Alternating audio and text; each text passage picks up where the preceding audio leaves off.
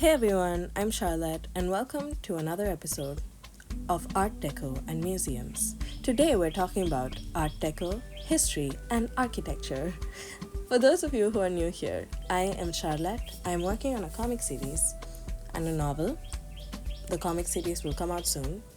So, the comic series is based on mystery as well as history. How do you make history fun? Was the main question that I wanted to answer through the comic series. And that's why the visuals. That's why a comic series instead of just a book. Trust me, I love reading, okay? But we all know the decline in the reading population, and you need something to resonate with the newer generation, with our generation. Not revealing my age, the older generations. And so we need visuals, and that's why we have The Unknown, which is the name of the comic, right? But why Art Deco? So if you guys already know, Art Deco is a historical moment that originated in Europe and it spread around. It's still very popular in design, especially when you're going for a more classic, a more sophisticated and elegant look, right? Although I don't do justice to the movement itself, and honestly I add my own spin to it. The reason why I wanted to include it in this part of the comic series is because the comic is set in Paris. You know how, okay, I also did gain a lot of my influence from Miraculous Ladybug, so you'll see all of that in the comic. But coming back to the point itself, Art Deco as a moment is reflected upon this piece as well. But in general, if you think about it, art, history, and architecture are all intertwined together, and they reflect society's need for art, a need for reflection or progression, right? This is visible because now when you see architecture, it's just plain old square buildings. There's no time for innovation. But again, right now you see that progress of innovation coming back to life because people are done with boring architecture. And that in itself reflects the re-emergence of art.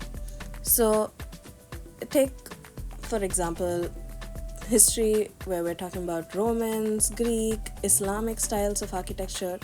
Everywhere in history you see art and architecture being intertwined.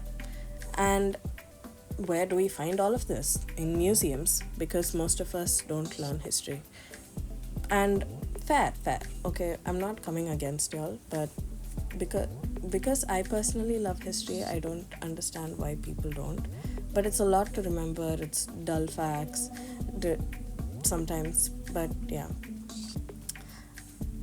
Again, I think in a way this museum piece that is currently being drawn on screen is reflective of history, because where else do you go to learn about your history unless you're reading it from books, of course.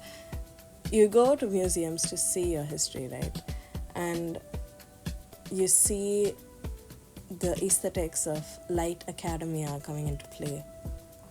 And I think in that way, that's why I draw a lot of museum pieces.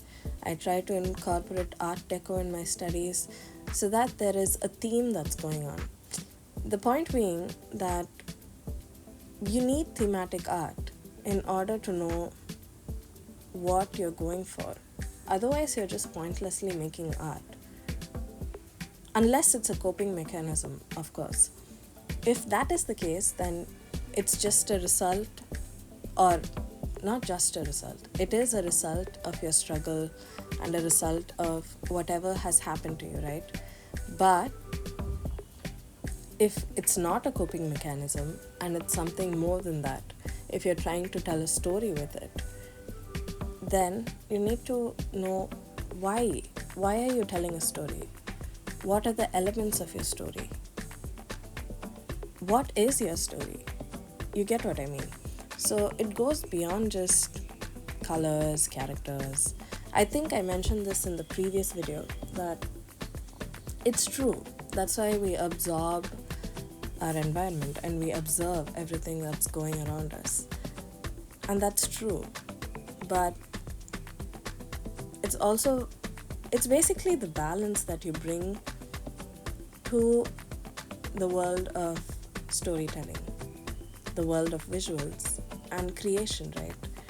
You just don't want to create something that's random. You want to create something that's timeless. And museums in that sense are timeless. Even though through museums you see that history is not timeless and that it will crumble. Empires will rise and crumble. But museums, on the other hand, they preserve what crumbled. So it's very ironic also in that sense. But I hope you understood a bit of how aesthetics help in conveying your story better and in world building. That's all I have for today. I will see you guys next time. You can follow me at Charlotte_Pourquoi on Instagram. Bye.